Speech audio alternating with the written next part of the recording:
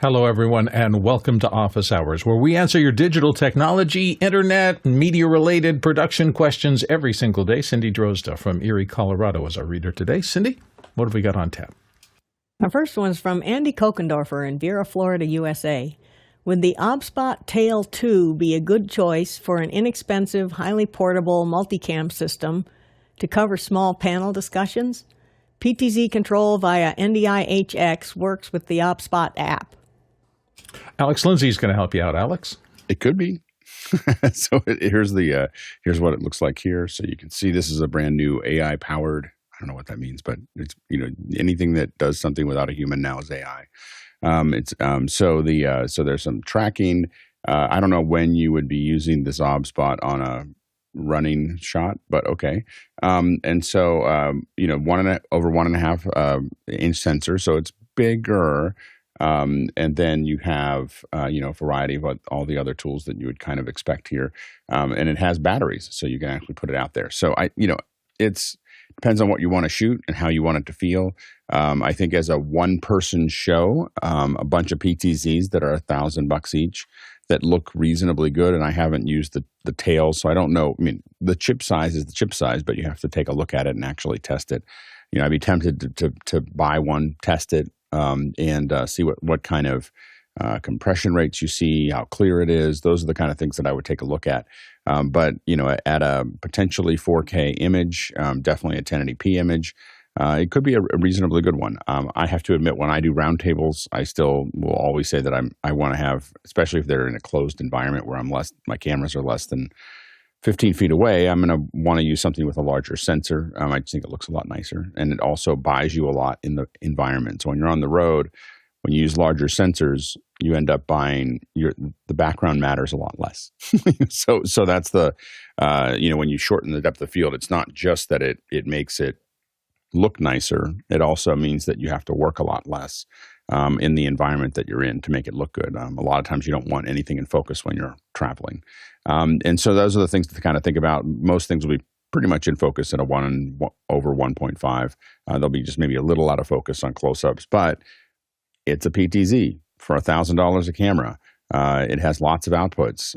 So it definitely could be a solid pack into a couple cases kind of kit to pull those things together. Next question. A QR code question from Gene J. Anthony in Skokie, Illinois. A video shows someone using Cortana to switch and control their live stream cameras and audio. How do they do this? Can we really trust Microsoft with our streams and the content for our people? Going right back to Alex for this. Alex? Yeah, I don't have any problem with trusting Microsoft with our streams. I don't think that's really an issue. I do think that we are starting to see the ability to use voice commands to push this forward. Ross is doing a bunch of R&D in that area as well.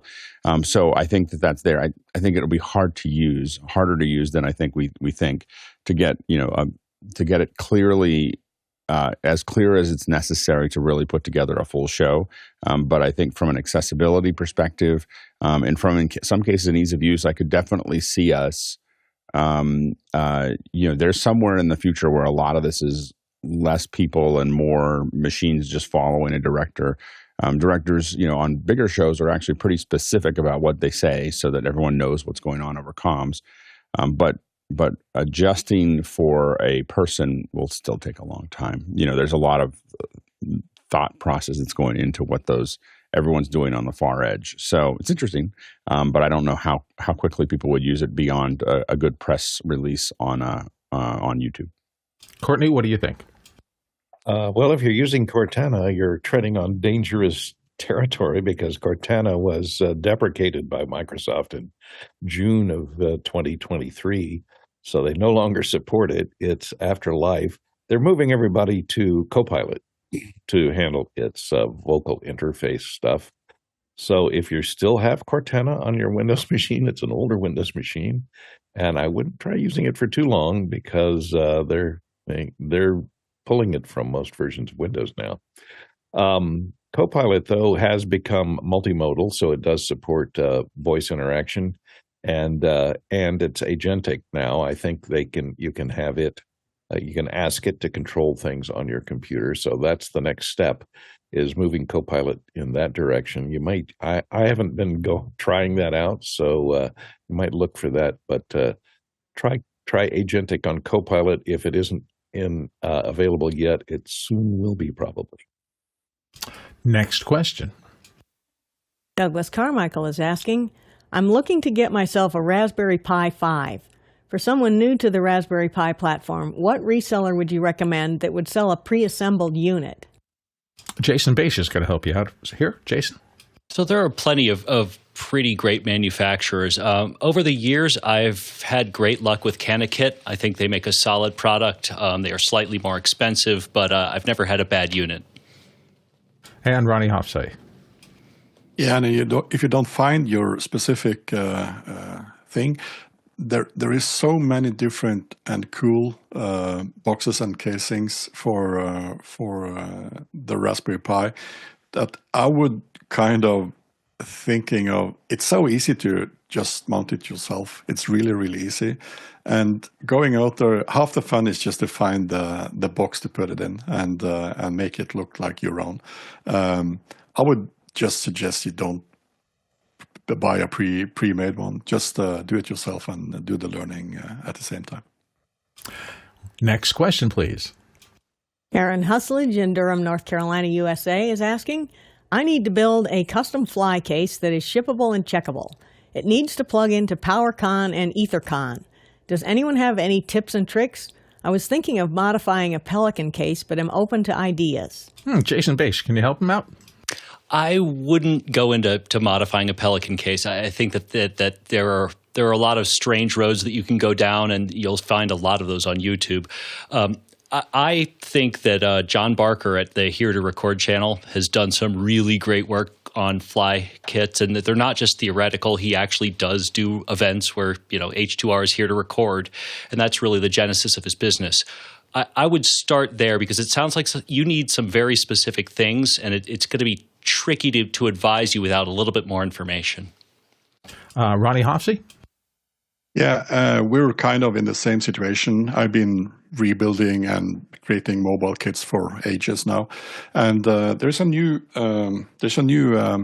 sheriff in town which is called Pro Tour Systems, and these guys are making a really, really cool system. It's very flexible. You can combine different types of depth, different types of casings, as you can see here. You can have windows on the top to get access to the things that you are cabling or recabling. And these products here are so flexible. I actually got a tear in my eye, and they are made in Norway. Alex, what are your thoughts? Yeah, we've built a fair number of these into Pelican cases. The main thing is that what we don't do is breach the Pelican case itself. So when you talk about customizing the Pelican case, a lot of times it may seem like it's not as convenient, but what we do is we have the 16 or 1510, or depends on what you're trying to do. A lot of ours have had to be carry-ons. So we'll take a 1510, we'll put all of our gear in it, but fans and exhaust, everything else are actually on the top panel. We're not cutting holes in the side of the Pelican case because we want it to remain watertight. So the EtherCONs and the PowerCons go right. Anything that we need to mount is usually up on a corner or up to a side. One thing that really adds a lot to it is that there's a lot of companies out there that will etch that plate that sits on top. So you can have it etched with white lettering or whatever, and you just lay it out of how you want it. You can build it into a CAD drawing or whatever, send it to them, or you can just talk to someone. Literally, you can send a lot of these folks a sketch of what you want. They'll send you back a CAD drawing. You say yes, and they'll send you a piece of metal that goes right into that area that will let you mount that.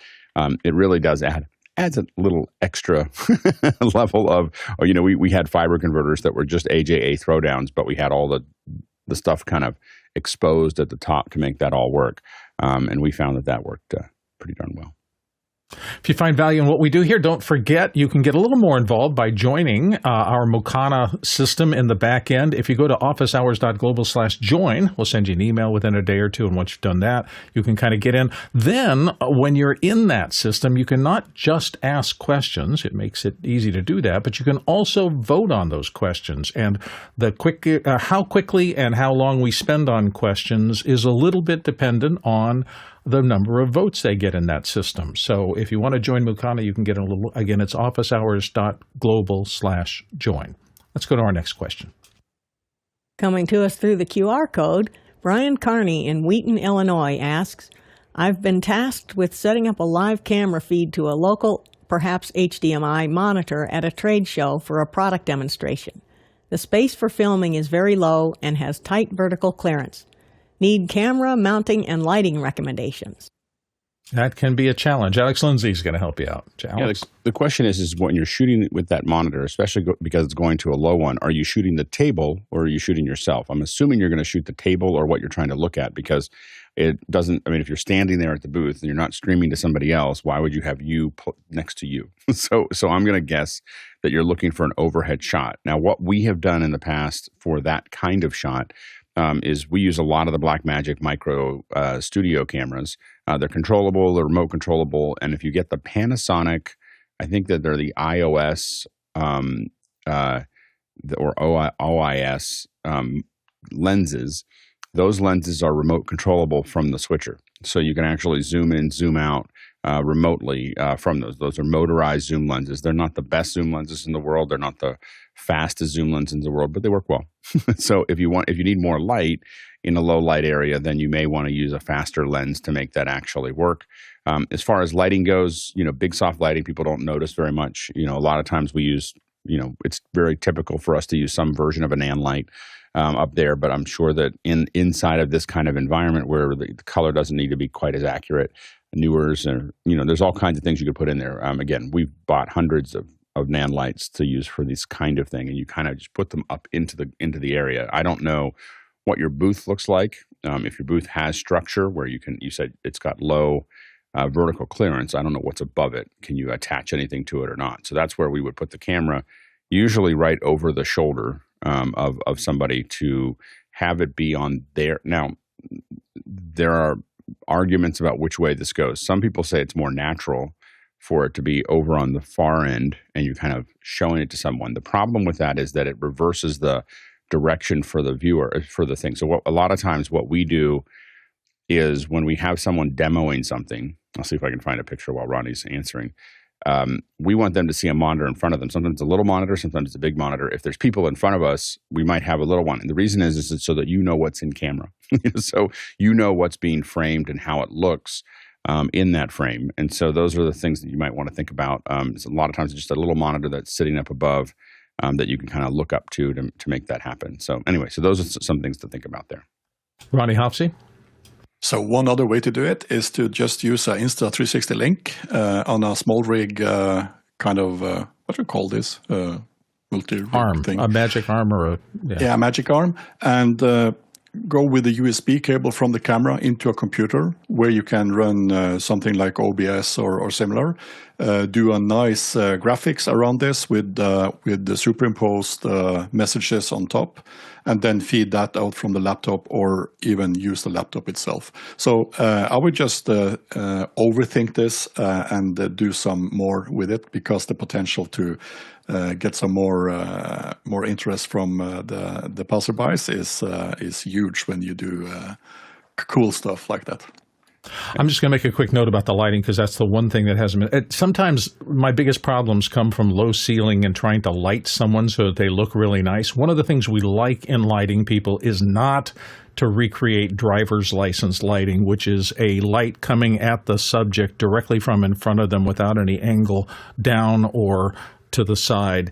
And unfortunately, when you have a low ceiling, if somebody's 6 feet tall and you've just got a foot or two above them, I'm saying 1 foot maybe because your rig for mounting to the ceiling area, if you've got something like a drop ceiling, the actual rig may take up as much as a foot to get down there. So then you're only 1 foot over the top of their head.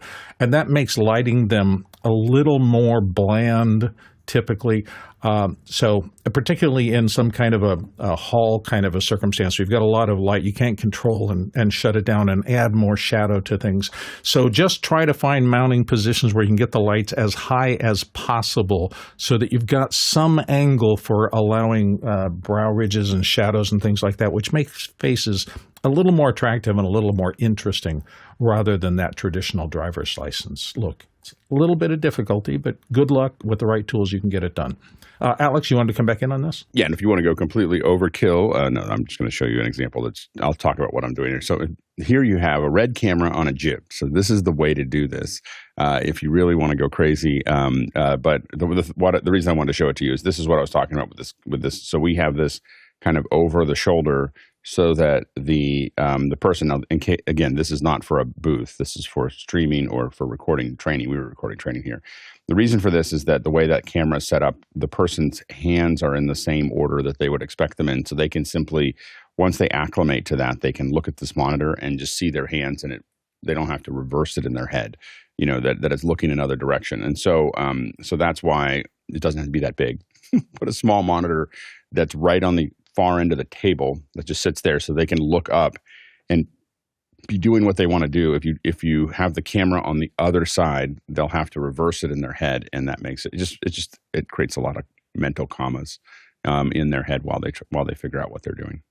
And in our Mukana discussion, there's been some chat about this. So I don't know if you're in that system, but if so, take a look. They've got some drop ceiling lighting options and things like that are noted. Well, we should read those out. James Haldane said, we use these for lighting on a drop ceiling, and he's got a B&H photo for scissor mounts. Those are those little clips that go on the T-bars of a drop ceiling, if that's what you're facing overhead. There's just so much grip gear available. And the question about that was low kits. So that's at least one discussion point for you. Next question. Andre Dole in Berlin is asking, anyone ever had issues with Sonnet SE I enclosures failing? We have one of two where the deck link isn't recognized by desktop video anymore. A connected SSD to the enclosure shows up in Explorer immediately. Jason Bache, can you help out? Oh boy!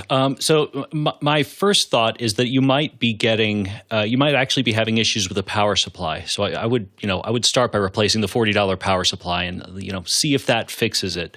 I've always used OWC Helios boxes for these because they are less expensive, but keep in mind it's a pretty compact thing, and the electronics on here are extremely sensitive.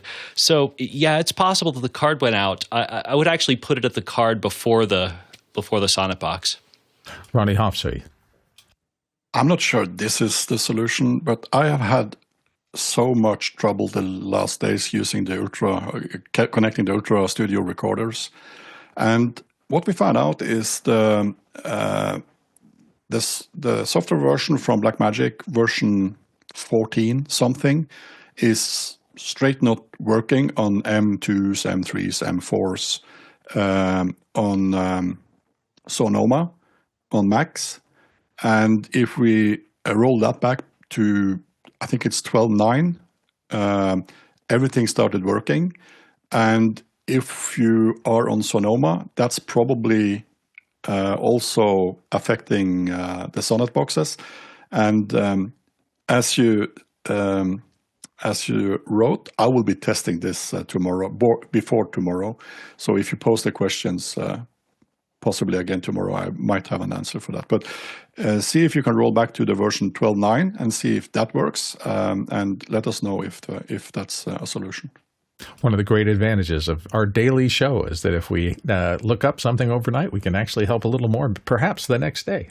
Next question. Douglas Carmichael's asking, Dolby and Warner Brothers are releasing an 8K Dolby Vision HDR restoration of Purple Rain to AMC and Odeon theaters for only one night on March 5th, 2025. From a return on investment perspective, how would they make such a project pay for only one night? All right, Alexander Knight's going to start us off. Alexander? My suspicion, and this is only a guess, is that they're not expecting to make their money back in one day. I don't know how many theaters they're going to be rolling this out, but everybody knows Purple Rain, obviously. That's a very popular movie, but it's very expensive to do a kind of restoration like that. By the time you do the scan at that kind of resolution, hire the staff to do it. Also, from the original film, also, mind you, they're going to have to do repair work on it, color correction, send it off to a post facility. An audio engineer is going to have to also do a whole new, probably Atmos mix. So everything's probably going to have to be revitalized. That's going to be very expensive, and I very much doubt that having this in theater for a single day is going to pay that back. Now, however, they probably want to garner interest again for this movie.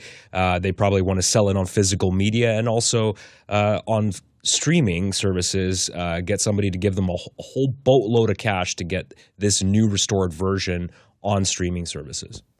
Courtney Gooden?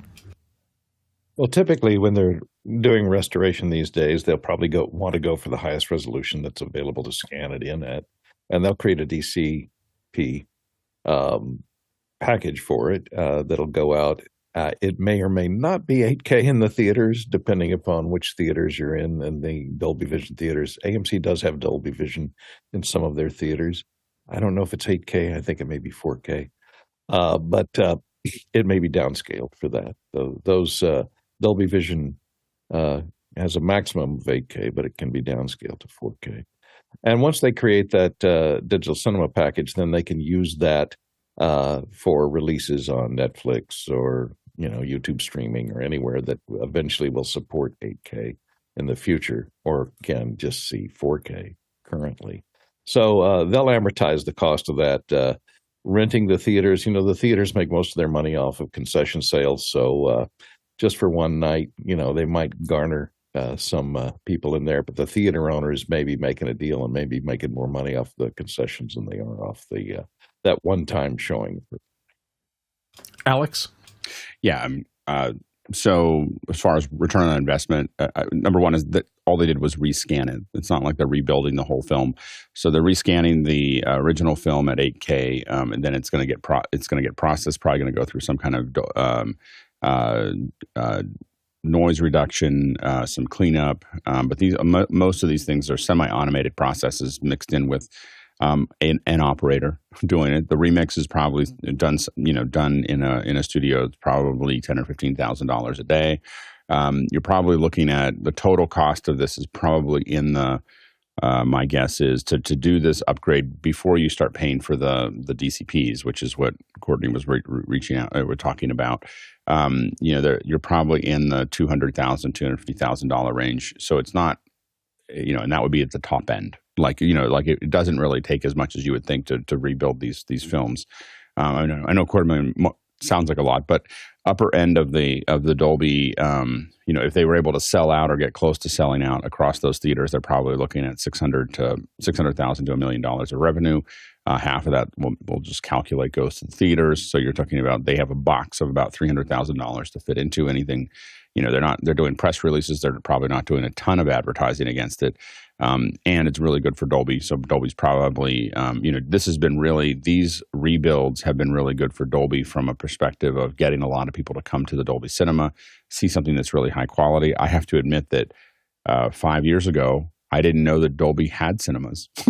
So 6 years ago, I didn't even know that Dolby Cinema was a thing. And I went to see I only went because there was the 20th anniversary of the Matrix, and I was like, I thought it'd be fun to take my son to see it. And I was like, what is this? And there was this incredible demo, and before you knew it, I was going to Dolby Cinemas all the time. So that's part of the PR. So marketing from Dolby most likely, and AMC is paying probably for the marketing there because it's good for the brands to show this. These one-night onlys have been very successful for films, probably more successful as an entity than any other thing, because it's only, it's a moment. You have to be there to do that. You're seeing this with the IMAX's 1570 releases are sold out in hours. Like it's just gone, and so a lot of this stuff has and those have been running now. They first did it for a day. Now they're doing them for a week. Now there's only 30 1570s in the United States. So there's not that many theaters to go to, but everyone wants to see it. So I think a lot of the theaters are leaning towards this kind of very high quality solution that they want to show, because that's the only reason to go to the theaters now. It's not to go to see a film. We all have big screens. I saw a 98-inch screen TV at Costco is $1,600. 98 inches, and just in case you're wondering, it fits perfectly between my two surround speakers that are installed on the wall. Not that I measured. I haven't bought it. Not that I measured, but I did. I was like, how far across? 85 inches across, in case you're wondering. Not that I looked at the thing and then went home and measured between the speakers. I was like, I could fit a 98 in there. So anyway, so that's but those are things to consider. And just to consider, it's in terms of intellectual property, Prince is one of the biggest names, obviously, in pop music for the last couple of generations, going a good deal back. So investing in this intellectual property that'll have legs off into the future is probably a pretty sensible thing. And I agree with Alex. I think they're probably going to, for the Prince fans, sell the seats available for the highest end of this because people want to see it. And then they'll have this restored thing that they can use countless ways in the future. His estate will do fine off of this, I bet. Alexander, you had a last comment before we move on? Yeah, last comment, and I actually completely missed this announcement, but this 8K scan, you can actually buy this right now. They have the 4K UHD disc with this new HDR version of the movie. There you go. Next question. From the QR code, Gene J. Anthony in Skokie, Illinois is asking, we want to make a technocothequa that shows our group's interests and values. How would you go about building and exhibiting this in person and online? How would you make sure it gives the message you want to people who see it? Alex? I think I read this wrong earlier when I raised my hand, because I don't think I know what a technocothequa is. Cothequa? That's a word that is outside of my lexicon. Is it a portmanteau of techno and discotheque and something else? It's hard to say. So I realized I was thinking about something else. I was thinking it was kind of a live event that was going to both, but now I'm not clear of what it is. It's yeah, we're gonna have to come back to that one. I read. Here, I'm gonna answer the question that I thought it was, and then we'll go to it. I thought you were really talking about a good start. Kind of an event. Like I'll answer a question. It may not be the one that you asked. Sorry about that. If you can ask it again if I'm not sure. But if you use big words, I mean, we're simple people here. We're doing the best we can. So so what I would say is that if you're trying to do something that's both a mix of folks that are in person and online, allow the people in person to experience it the way they would. You're going to build it out in a space that they can, like I'm thinking of like an expo space that's there. The big advantage of an expo space or something that's like it is the ability to tour through it, to go from one thing to the next. And so one of the things that you can do is have someone in a live stream or, create an event around it and actually have them tour through that area, answering questions of the online audience so that there's a moment that they can kind of see what that is. Now you can keep that stream up and interact with the audience and answer those and kind of show them what's there. So I think creating an interactive event makes a difference. Grabbing the items that are part of that interactive event and creating more interactive elements for it, I think would also be useful. But even Google was stumped on that word. So I don't feel bad. Because you're gonna have to be more careful. I looked at it. There's only two. I've never seen it where I Googled a word and I only got 2 responses. So that one's a little. I'm a little confused there. There you go, Courtney. Do you have any thoughts? Well, I don't know what this is a Doctor Who thing. I think I did find this reference to Flight Through Eternity with Doctor Who, and here's this little clip of this guy going, well, it's quite a technocothequa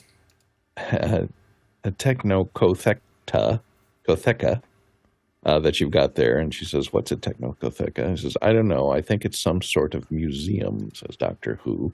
So maybe that's what it is. The problem is that Gene is far too cultured for us, and way better read than we are. Somebody jump in your TARDIS and go figure this out. If I can't find this in a camera manual, I don't know. A reference from 1980 Doctor Who. That's the only thing I could find. Okay. I'm trying to see if anybody has. No, I'm not seeing anything in the chat either. So nobody has parsed this out quite perfectly yet. But thank you for the question, Gene. Regardless, this is an interesting discussion, and we may bring this up in the future if we figure it out. Let's move right now on to our next question. Next one's from Jeff Cohen in Miami Beach, Florida. Suggestions for simple travel kit USB audio interface that can be completely controlled by software on the computer? Only one XLR input required. Ronnie Hofstede is going to help us. Yeah, the smallest one that I can think of on the top of my mind is this one from Shure, which is the MVX2U. It's controlled by the Shure's software. And the newest version, the Motive Mix, what's it called? Also include a kind of virtual sound driver, at least for Macs. I don't know if they do the same for Windows machines, but this is the smallest one that I know of. Yeah, I've known some people who use that. I think you need the Motive interface, the software from Sony, to control that. But other than that, yeah, it should work. Alexander? Yeah, and not quite as small as the Shure, although that is a good option, is the Lewitt Connect 2, which I like. It's pretty slim and light. It doesn't weigh very much. And yes, you can completely remotely control this via software. They've got their own mixer application, and you can control the mic gain and all the processing settings as well. And it has loopback channels that you can, oh, look at that. It's got fancy RGB colors that you can customize as well. The preamps are pretty high gain, so you can plug in any dynamic microphone, even an SM7B, a Heil PR40, that kind of thing, and get enough gain out of it. So these ones have been pretty good in my experience. Alex Lindsay. Mickey suggested also the UA Apollo Solo. The one that we would probably send out for kits is the X2U. That one is. I'd love to see if they're going to upgrade. Shure is in a constant release schedule, so they maybe will upgrade it with the noise reduction. That would be really cool to have that built in. I don't think that's built in to it that some of their mics have, but that would be probably the next upgrade we'd like to look at. But as far as a tiny little something that you can add to the back of your mic and give it an instant USB-C, it will do that, and then you can set and forget its settings. So you can set it up the way you want it, and then send it out with the mic, and it will come up with those settings. Yeah, I'm sitting in front of an Apollo Solo right now, and it's running my room noise reduction, and it's a great unit. I'm not sure it's really that travel friendly. They're a little bit big for that. Certainly nothing like that Shure MV7 that he had. So anyway, some thoughts. Hope that helped. Let's go to our next question. Robert Linkroom in Belmont Shore, California. Inadvertently, I discovered the major advantage of Neutrik rear twist BNC connectors on SDI cables. If and when I decide to build my own, can these rear twist connectors be utilized on most Belden and Canare SDI cables available in colors? Courtney Gooden, your thoughts? I don't know about the colors, but there is one that's available for Belden 1855A, which is the 12 gigabit SDI. And that's the number there, the NBC75BDD6X. And that's designed for, you might just measure the diameter of your Canare cable if you can get it in color. And this this particular one that I just mentioned for the Belden 1855 is set up for a cable that has an outside diameter of 4.3 millimeters, I believe. And so just check the diameter of that cable. And the reason that's really important is that because of the rear twist has to rotate around the cable is anchored inside, and you twist this back jacket back here, and it twists the BNC collar when you twist that jacket. So it has to revolve around the cable without twisting the cable itself. So make sure that you get an outside diameter that matches that particular connector. And they may make that connector for different diameter cables, RG6, RG59, and specific brands of cables. And so check the number when you're buying those connectors. And make sure you buy the cable and the connectors that are matched, or at least the outside diameter of the cable matches the ferrule on the cable. Ronnie Hofstede? Yeah, I totally agree with that.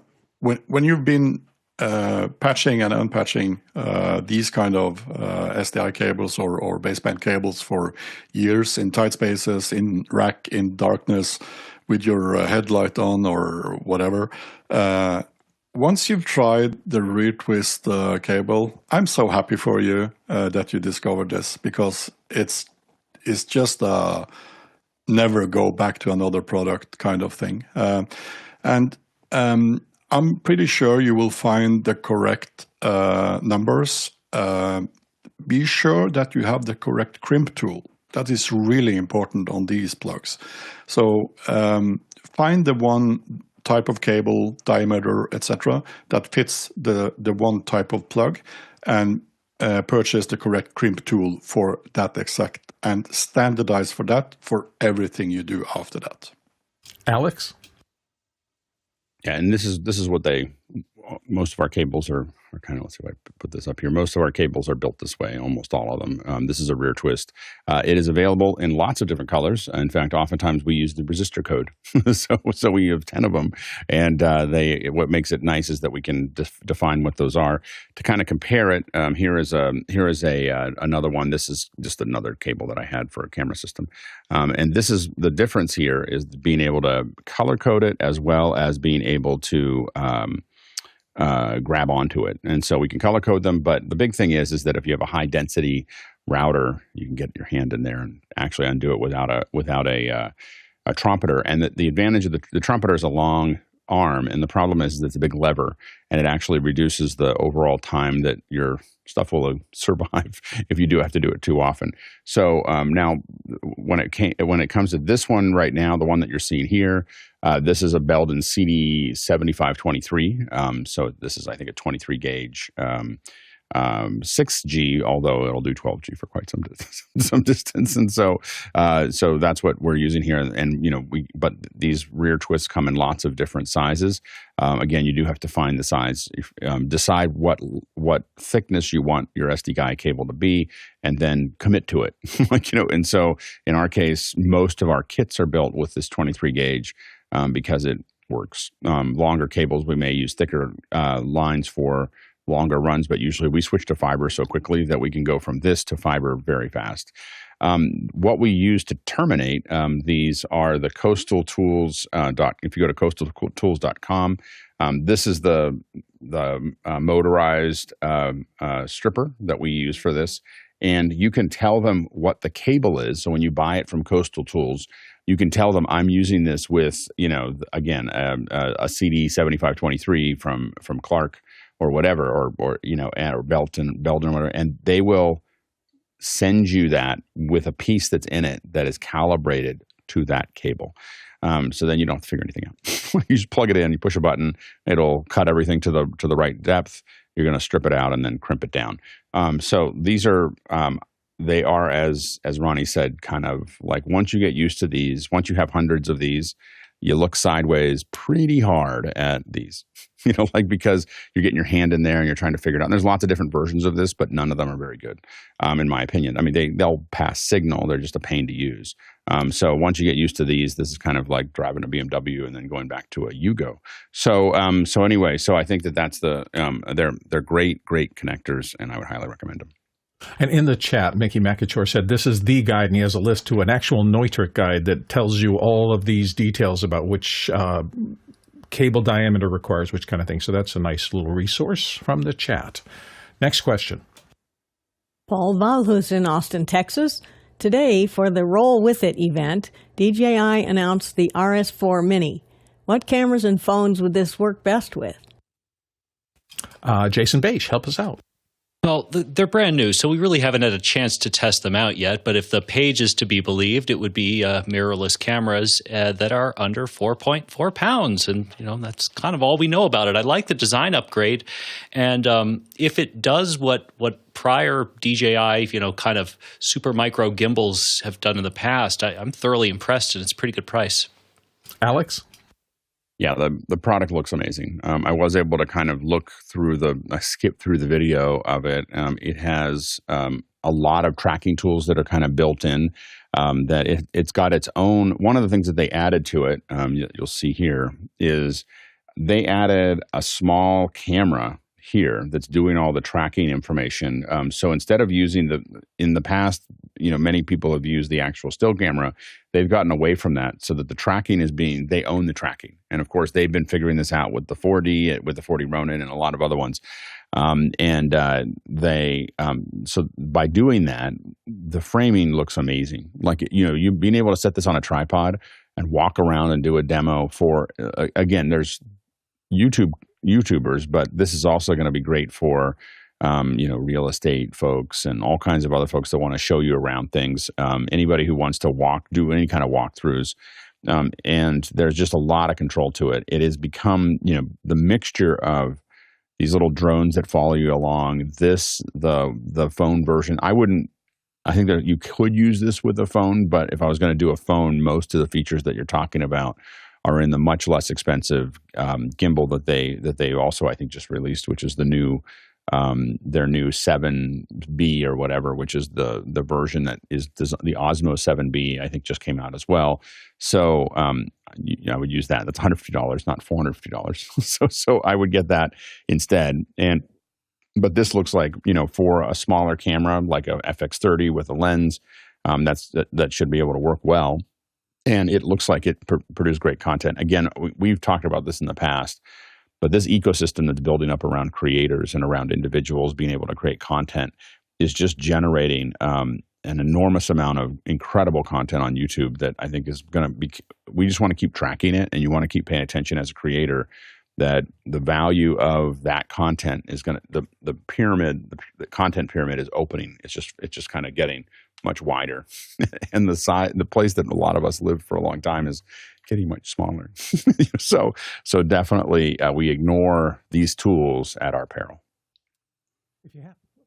If you have questions you want to get into the show queue, the easiest way to do that is to use askofficehours.global. Let me pop up the QR code that also will kind of put that in your system.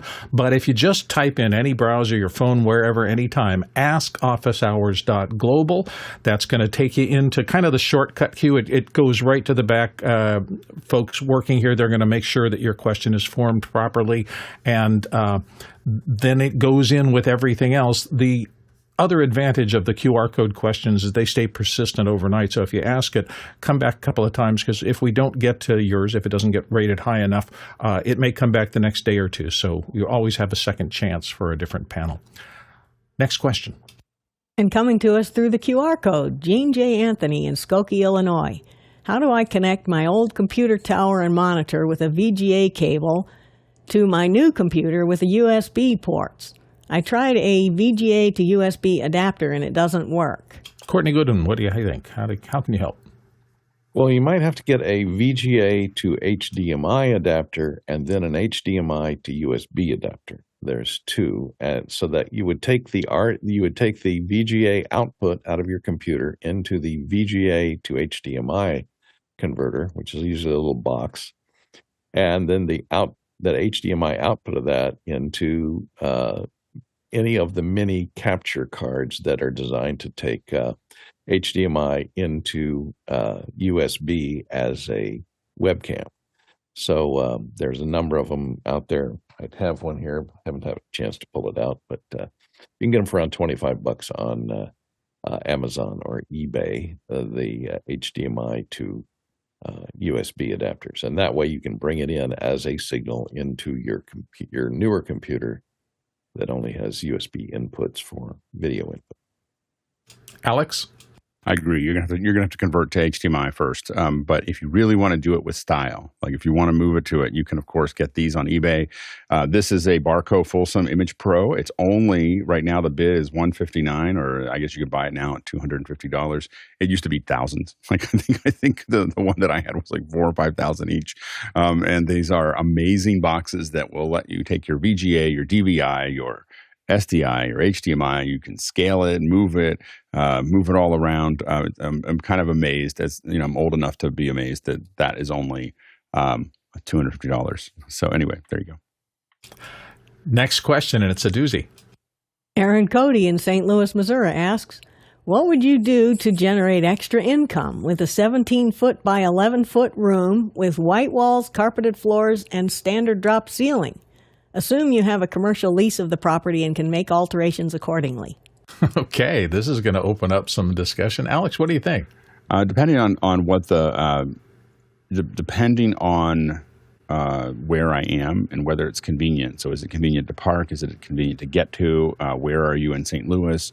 I'd really think about a, kind of a high end, or not a high end, but a very techno focused insert studio. So a place for people to go where they can actually be part of a Zoom meeting. So this is executives. These are people who are going to jump into a TV network, that type of thing. You could probably start all with Zoom and everything else if you started making money at it. You could, if it starts generating revenue. And the problem is I think that Mickey suggested a sublet. The problem is that we have so much. I don't know what Aaron's situation is, but here in the United States, we have so much office space. You couldn't sublet. You couldn't throw things at people right now, because there's so much new office space that doesn't require subletting. I don't know what it's like in St. Louis. In San Francisco, I think it's like 25 or 30% vacancy. So there's a lot of the space, and there's a lot of opportunities, in my opinion, to use that space. What I would do is I'd obviously soften the walls. I would paint one of the walls, the back wall, green. And I would then have something that I could close that up if I needed to. So curtains that I could pull closed. But I would definitely have a way for it to be, and I would use digital composite components, digital green. I would set the lighting up for that. 11 feet is just wide enough for an insert studio. 17 feet is just long enough for that. It's not big enough, in my opinion, to try to do round tables. So the mistake people will make is try to pack a bunch of people in there. It's not going to work. It's not going to look very good, and no one's going to use it. But having a single camera that has someone look really good, they could do green screen with an Ultimat. They have, you can oftentimes have a really big monitor. You can slide behind them if you just want to make it easy. And then being able to have relatively good bandwidth so that you can jump into a Zoom or whatever, and then advertising that there's a place someone can go. A lot of times someone has to show up. I mean, right now, insert studios, because they were overbuilt, and they oftentimes have too much rent applied to them. This is where our office used to be, was in a company that had a bunch of insert studios. But the problem was it was busy enough that if this was an extra income for you, it totally would have made money. It's busy enough to do that. If you have a bunch of infrastructure and you're paying downtown rent, not enough to make the bills. And so I think that you would end up generating, if you had it really solid and you were able to promote it. And sometimes promoting it means letting people use it so that they understand that it's there. But I think that's where I'd probably go with it. The drop ceilings are fine. For this kind of lighting, you don't have to do anything other than scissor clips. I mean, you can put everything, you can just scissor clip to the drop ceiling and drop your lights out. You can put a lot of weight on drop ceilings for the most part. So I wouldn't worry too much about it. As far as, you're not going to put that kind of weight on it. Now with LED fixtures, it's not going to be a problem. So that's turning into we're dying for these all the time. Like, we just can't find somewhere to send people. And if it's cost effective and someone who knows how Zoom works, understands how to make it look good, I think that more of these would definitely do well. So from my point of view, I'm thinking of the old, if the tool you have is a hammer, every problem starts to look like a nail. We try to solve these things in terms of what we do, which is perfectly reasonable. But I talk to real estate people occasionally, and they talk to me about surrounding area and convenience of getting to places. I don't know the size of your market. I don't know how much tech is around you. I don't know how many people might be looking for this. And often the real estate people have pretty good statistics about, in a particular geographic area of a zip code or something like that, or even an intersection, they'll know what service-oriented businesses around you who might end up being your clients. And, they may tell you, look, what this doesn't have is a church or something, or what this doesn't have is a sandwich shop. I'm just making those up out of whole cloth. But the point is that they're professionals about getting clients into spaces that can actually turn a profit. And it may be that you want to look beyond just the kind of things that this community would do. I think it would be great. I'd love to have a space like that and be able to go wild with it. But the question is, will the market and that actual location support that? And I do think that's a subtler question to ask. My 2 cents, anyway. Alex, you wanted to come back in? Yeah, here's the one that we had in DC. So this is, now we did have a grid up here, but this is about the same size as what you're talking about here. Now we had a PTZ, and this is an overkill for a PTZ. That's a telemetrics with a Blackmagic camera. But nowadays we could do a lot better than that. You can see that we have, the desk is adjustable. We did eventually put a camera in that was adjustable here as well. And then that background is something that we could actually use there. As well as there's the green screen. Oftentimes we ended up just using that TV, but you can see a lot of lights for the green screen, a lot of lights there. This is probably more kit than you need to build, but it gives you a sense of the kind of thing you can fit into a 17 by 11 space, which is Alex. What is that? About 150K in gear? Oh yeah, but I mean, I wouldn't do it that way. I had that laying around, so like of course you did. Yeah, so I mean, I wouldn't say that that's what you should use. That's what we used. I could probably build something like that now for $10,000 or $15,000. Hopefully that gave you some good thoughts, Aaron. Let's go to our next question. Next one's from Zach Stallsmith in Chautauqua, New York. What is the best shock mount for an iPhone 14 Pro Max? I'm going to film from a speedboat for local tourism industry PR and want to get the best possible shots without any shaking. Big ask. Alex, dive in. I think the DJI Osmo or the Flow would be good if you're trying to put your phone on it. I mean, I think those are the two leaders right now. So the Insta360 Flow 2, which I think mine arrives today. So, and the DJI, the new DJI would be the two that I would probably look at for your phone. And those are going to be probably your best stabilizers. Ronnie Hofsoy? Yeah, I totally agree. This is the new DJI. This is the Osmo, how it looks. And I've been doing something similar in high speed, not a pursuit, but filming. The thing that these type of stabilizer does not take into account is the wind. So if you are able to protect your position and where you have the camera from the wind coming into account, you probably could do a very well production. I'm just saying, you have to be careful about the wind. It's really messing up the big phone. As Alex said the other day, it's becoming a sail when you put it into the wind. So be careful that you don't lose it. Courtney Gooden? Yeah, Ronnie read my mind. I was going to mention the wind too. If you're on a speedboat, make sure you have a speedboat with a windshield and keep it down below the level of the windshield so that you're not getting the wind buffeting. Because, if you're going 70 miles an hour or 45 miles an hour, a speedboat, they don't hold up well in a 45 mile an hour wind. This is the Osmo Mobile 7P. I think that's the newest one. They are now having a sale on the old ones for $69 for the Osmo Mobile SE smartphone 3-axis gimbal.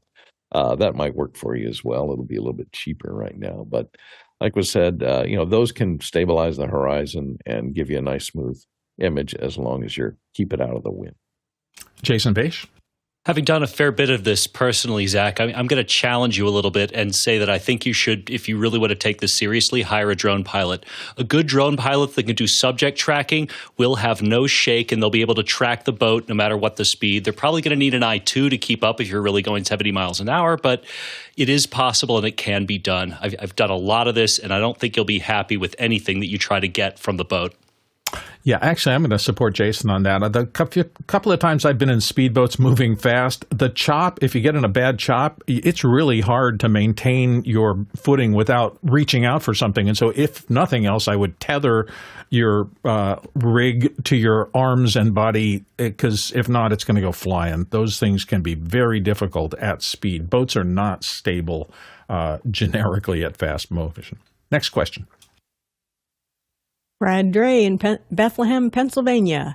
Many times when presenting a video in school auditoriums, you'll see the user's entire computer screen projected, which seems kind of unprofessional.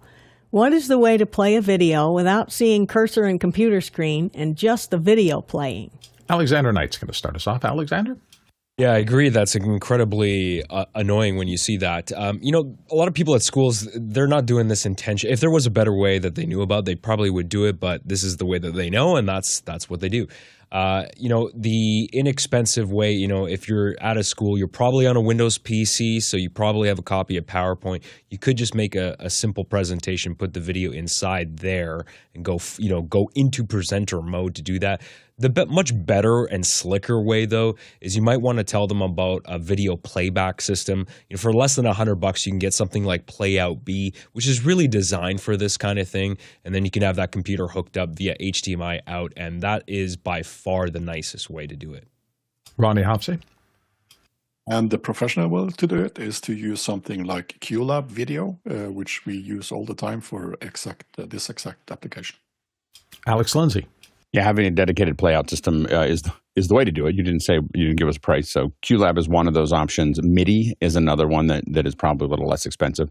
The problem with Keynote and PowerPoint is it's easy to get out of state. So you have it in there, you can't get to the next slide, you can't find the next things. A lot of these other programs, Presenter Pro is another one that's very popular in the house of worship area, but it also is kind of expanded because it has a lot of options for playout as well.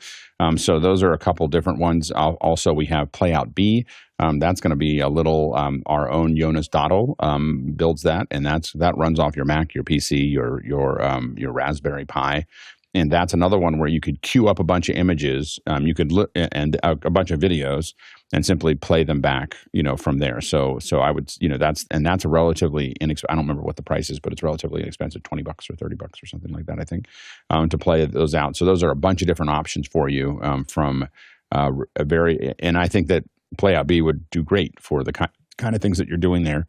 Again, I find that the ones that like VLC, PowerPoint, and Keynote almost always somehow end up out of state, and people end up. And what I mean by out of state is you see the interface. So those are the things I'd be careful of. Courtney Gooden? Yeah, this is a rookie mistake too. Is usually people, just bring their laptop up, they set it on the podium, they plug in the HDMI feed projector, and it goes into mirror mode, where the same thing that's on your computer screen is on the projector, and then they have to go into play PowerPoint, and then then it occupies the full screen. If you go as an extended screen on your external output on your laptop, then you set the external screen in PowerPoint to be your presentation screen, and then you can have your own screen which shows you the slides and the interface and your notes. And the presentation mode will be full screen on the output that feeds to the projector, and then you shouldn't see the computer interface at all when you're starting your PowerPoint or you're playing back your videos to that external screen. Next question. Yeshua Bell in Antigua and Barbuda asks, Alex, how do you find pictures of events you've done in the past so quickly? Do you have a process for cataloging? Do you just remember them? Alex? I have thousands of them. There's a couple different ways that I search through. They're all in photos. I have folders full of behind-the-scenes photos, in different sections. So I have many folders of those.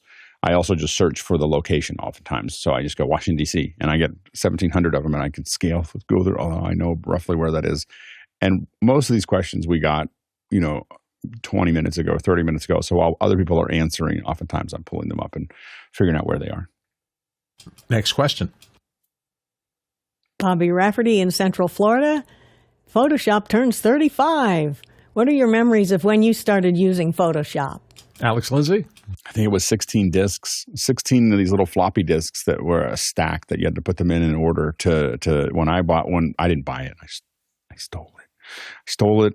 I had a friend who had a stack of discs and a serial number, and so we got into a very uncomfortable conversation at ILM one time when I think that almost all of us stole our first version of Photoshop, and the problem was that John Knoll, it turned out, was in the room, and he wrote it like he wasn't. I don't think he was amused by that, but we almost all got our second version. They used to package it with scanners. So if you bought any scanner, a UMax, remember the UMax scanners, and all these other scanners would always come with Photoshop. So it was a great marketing tool to do that. So the first one was usually one we got from our friends that had bought a scanner, usually, and then the next ones that we got, we usually paid for because we, now we're making money with it. But yeah, I got them in 16 discs from a friend of mine, and then we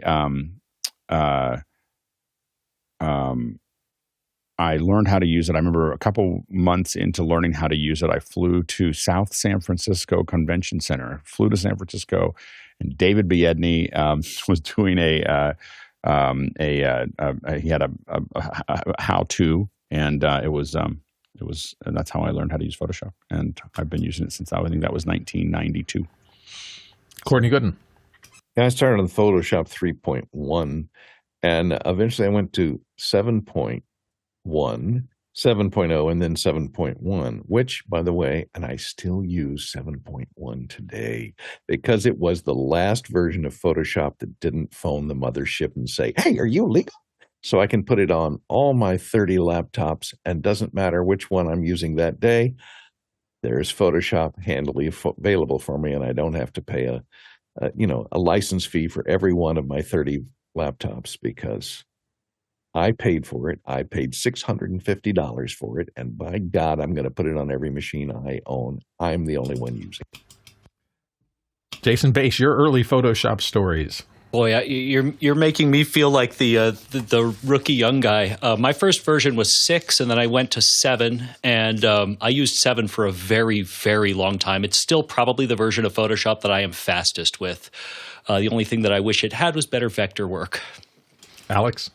Yeah, and we had Bert Monroy on if you look at one of our earlier sessions, and Bert was with David Biedny at that. Bert was the other half of the Photoshop tutorial that I took in 1982. So it was really fun to have Bert back on this show to show us how he uses Photoshop, and he's just an amazing Photoshop artist. He's been using it since 0.9.